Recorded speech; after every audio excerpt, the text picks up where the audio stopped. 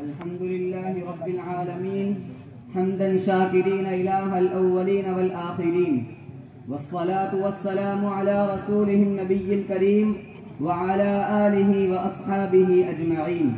أما بعد، فأعوذ بالله من الشيطان الرجيم. بسم الله الرحمن الرحيم. إنما يخشى الله من عباده العلماء. وقال النبي صلى الله عليه وسلم: إن العلماء ورثة الأنبياء. صدق الله العظيم وصدق رسوله النبي الكريم.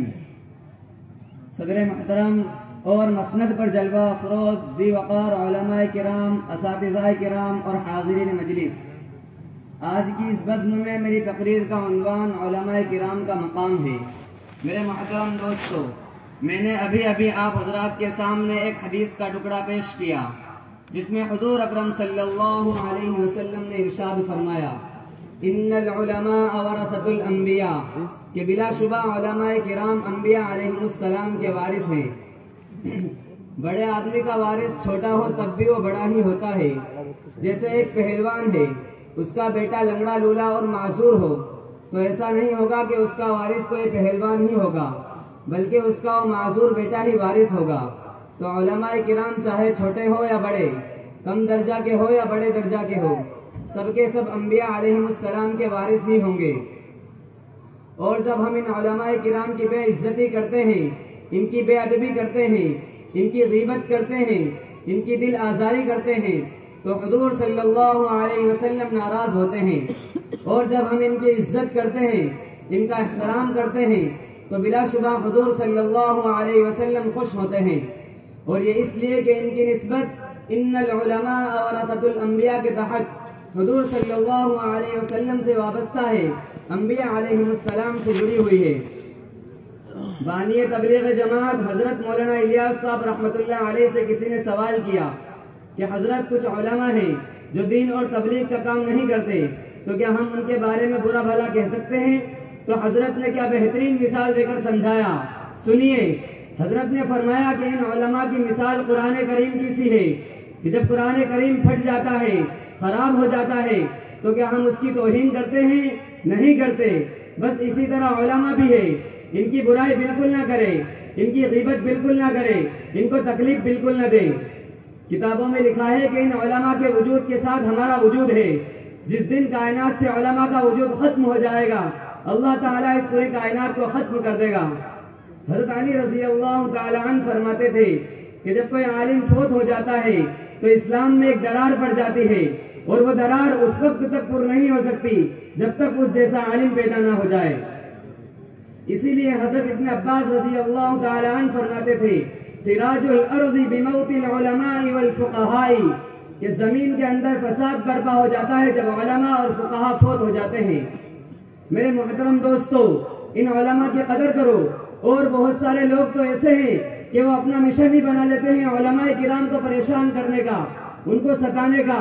جان لو، سمجھ لو، جس نے علماء کو ستایا، ان کو پریشان کیا، چاہے وہ امام ہو، چاہے وہ مدرس ہو، چاہے جس تعلق سے ہو، دین کا کام کر رہا ہو، اگر ان کو ستایا تو اس بات کا ڈر ہے کہ ان کا خاتمہ ایمان پر نہ ہو. ایک جگہ فرمایا کہ جس نے علماء کی توہین کی، ان کی قدر نہ کی، ان کو پریشان کیا، تو اللہ تعالیٰ اس کی نسل سے علم کو اٹھا لیتے ہیں. اور ایک حدیث میں ارشاد فرمایا کہ جس نے علماء کو ستایا تو میں اور میرا پروردگار عالم اس شخص سے کل قیامت کے دن جنگ کرنے کے لیے تیار ہوں گے. محترم دوستو، ماضی قریب کے ہمارے بہت بڑے عالم جن کو حاضرین جلسہ میں سے اکثر لوگ بخوبی جانتے ہوں گے، عارف باللہ حضرت مولانا قاری صدیق احمد صاحب باندھوی نور اللہ مرقدہ وبرد اللہ مسجعہ، فرمایا کرتے تھے کہ آج کے اس دور میں مدارس میں پڑھنے پڑھانے والے ان طلباء کرام اور علماء کرام کے علاوہ تم اللہ کے ولی کہاں ڈھونڈتے پھرو گے؟ کیونکہ یہی وہ جماعت ہے جو دنیا و مافیہ کو چھوڑ کر اپنا ڈیرا اللہ اور اس کے رسول کے گھر میں ڈالے ہوئے ہیں، اور اپنا اڑنا بچھونا قال اللہ و قال الرسول کو بنائے ہوئے ہیں. بلا شبہ ان کو تکلیف پہنچانے والا، ان کی دل آزاری کرنے والا من عادى لي وليا فقد آذنته بالحرب کا مصداق ہے، جو کہ حدیث قدسی ہے. سیدنا حضرت ابو ہریرہ رضی اللہ تعالی عنہ اس کے راوی ہے. حضرت امام بخاری رحمۃ اللہ علیہ نے اس کو نقل کیا ہے فرمایا نبی کریم صلی اللہ علیہ وسلم نے کہ اللہ جل جلالہ نہایت ہی غصے میں ارشاد فرماتے ہیں کہ جس نے میرے کسی ولی کو ایذا پہنچائی یا دل آزاری کی اس نے میرے ساتھ جنگ کا اعلان کیا۔ بتلائیے میرے دوستو، ہم میں سے کون ایسا ہے جو اللہ تعالیٰ کے ساتھ جنگ کر سکے؟ لہٰذا علماء کے معاملے میں اللہ سے ڈرو، اللہ سے ڈرو، اللہ سے ڈرو، اس لیے کہ یہی وہ علماء ہیں جنہوں نے اپنی زندگی، اپنی جوانی، اپنا مستقبل، یہاں تک کہ اپنے بیوی بچوں کی پرواہ نہ کرتے ہوئے اپنے آپ کو مکمل طور پر اپنی قوم کے حوالے کر دیا، اور قوم کے ننھے ننھے نونہال بچوں کو قرآن و حدیث کی تعلیم سے آراستہ کرتے ہیں تاکہ ہماری قوم کی آنے والی نسل مسلمان اور مومن ہو۔ ورنہ اے مسلمانوں کی جماعت، دل کے کانوں سے سن لو، اگر یہ علماء آپ کی تکلیفوں کی وجہ سے اپنا مشن چھوڑ بیٹھے تو خدا را اپنی نسلوں کی فکر کریں کہ وہ یہودی ہوں گی یا نصرانی ہوں گی یا بت پرست ہوں گی۔ محترم دوستو، حضرت تھانوی رحمت اللہ علیہ نے میرٹھ کے ایک جلسے میں فرمایا تھا کہ تم یہ بوجھ سمجھتے ہو کہ مسجد اور مدرسوں کو چندہ دینا پڑتا ہے، یہ ہمارے اوپر بوجھ ہے، ٹھیک ہے، دینا چھوڑ دو، ہماری تنخواہیں بند کر دو، ہم میں سے کوئی آٹے کی دکان کھول لے گا، کوئی چاول کی دکان کھول لے گا، کوئی اور تجارت شروع کر دے گا، ہماری روزی روٹی کا مسئلہ حل ہو جائے گا، لیکن 50 سال کے بعد تمہارے بچے یہودی ہوں گے، نصارہ ہوں گے اور بت پرست ہوں گے۔ لہذا فرمایا یہی وہ علماء ہیں جو انسان کو انسان بننے کی تعلیم دیتے ہیں، یہی وہ علماء ہیں جو زندگی گزارنے کا طریقہ اور ڈھنگ سکھاتے ہیں، یہی وہ علماء ہیں جو علم کی شمع ہمارے سینوں میں روشن کرتے ہیں، یہی وہ علماء ہیں جو ہمیں اعلیٰ اخلاق اور آداب سکھاتے ہیں۔ اگر یہ علماء نہ ہوتے تو آپ کا نکاح پڑھانے والا کوئی نہ ہوتا، اگر یہ علماء نہ ہوتے تو آپ کا جنازہ پڑھانے والا کوئی نہ ہوتا، اگر یہ علماء نہ ہوتے تو تمہارے مردوں کو کفنانے اور دفنانے والا کوئی نہ ہوتا، اگر یہ علماء نہ ہوتے تو حقوق والدین کو بتانے والا کوئی نہ ہوتا، اگر یہ علماء نہ ہوتے تو قرآن کریم تجوید کے ساتھ سکھانے والا کوئی نہ ہوتا، اگر یہ علماء نہ ہوتے تو حقوق والدین کو بتانے والا کوئی نہ ہوتا، اگر یہ علماء نہ ہوتے تو خانقاہ میں اللہ اللہ کی صدا نہ گونجتی، اگر یہ علماء نہ ہوتے تو رب کی توحید کو بتانے والا کوئی نہ ہوتا، اگر یہ علماء نہ ہوتے تو دعوت و تبلیغ کرنے والا کوئی نہ ہوتا، اگر یہ علماء نہ ہوتے تو ناموس رسالت اور ناموس صحابہ کی لڑائی لڑنے والا کوئی نہ ہوتا۔ یہ علماء ہمارے ایمان کو اور ہمارے بچوں کے مستقبل کو سنوارنے بیٹھے ہیں، کم تنخواہوں میں کہیں پر بھی پڑھنے پڑھانے بیٹھ جاتے ہیں۔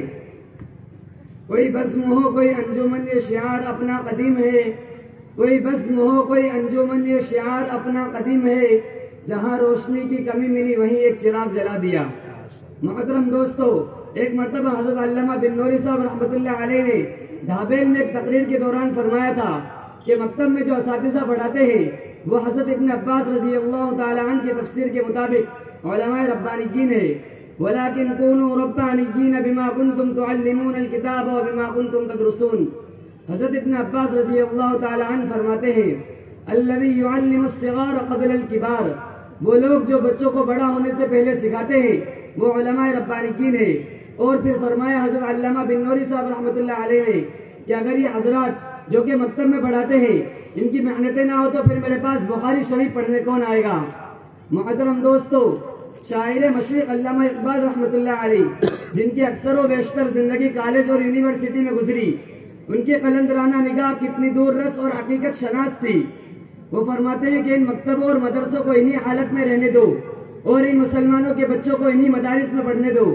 اگر یہ علماء اور مدرسے نہ رہے تو جانتے ہو کیا ہوگا؟ جو کچھ ہوگا میں اسے اپنی نظروں کے سامنے دیکھ آیا ہوں۔ آج اگر بر صغیر کے مسلمان ان مدرسوں کے اثر سے محروم ہو گئے تو بالکل اسی طرح ہوگا جس طرح اندلس میں ہوا۔ آج غرناطہ کے کھنڈرات اور الحمرا کے نشانات کے سوا وہاں پر اسلام کی تہذیب کا کوئی نشان نہیں ملتا۔ محترم دوستو، حضرت شیخ الاسلام مولانا مدنی رحمت اللہ علیہ نے 1948 میں ممبئی میں دینی تعلیم کانفرنس میں تقریر فرمائی تھی۔ اس میں حضرت نے جملہ ارشاد فرمایا تھا کہ یہ مکاتب دینیہ اور مدارس اسلامیہ امت اسلامیہ کی ریڑھ کی ہڈی ہے۔ اسی طرح حضرت علامہ طبرانی رحمت اللہ علیہ نے اپنی کتاب میں ایک حدیث نقل کی ہے جس کے راوی حضرت ابو بکر رضی اللہ تعالی عنہ ہے۔ وہ فرماتے ہیں کہ میں نے رسول اللہ صلی اللہ علیہ وسلم کو ارشاد فرماتے ہوئے سنا کہ تم یا تو عالم بنو یا طالب علم بنو، یا علم توجہ سے سننے والے بنو، یا علم اور علم والوں سے محبت کرنے والے بنو۔ ان چار کے علاوہ پانچویں قسم کے مت بنو ورنہ ہلاک ہو جاؤ گے۔ اور وہ پانچویں قسم یہ ہے کہ تم علم اور علماء سے بغض رکھو۔ بڑے ہی قابل مبارکباد ہیں وہ لوگ جو طلباء کرام سے اور علماء کرام سے دلی محبت رکھتے ہیں۔ ان کے پاس